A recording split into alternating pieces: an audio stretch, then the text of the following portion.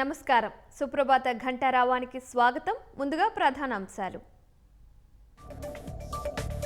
అమరావతిలో ఆధునిక సాంస్కృతిక కేంద్రం నిర్మాణానికి అనువైన స్థలాన్ని గుర్తించాలన్న సీఎం.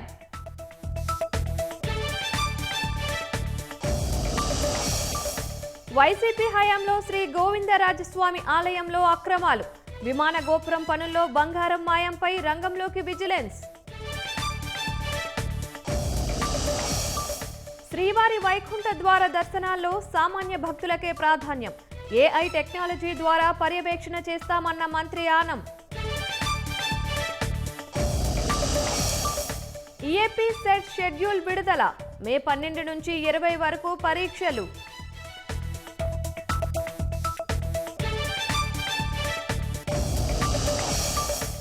భారత్లోని 3 దౌత్య కార్యాలయాల్లో వీసా సేవలు నిలిపివేసిన బంగ్లాదేశ్, తప్పని పరిస్థితుల్లో తాత్కాలికంగా రద్దు చేస్తున్నట్లు ప్రకటన.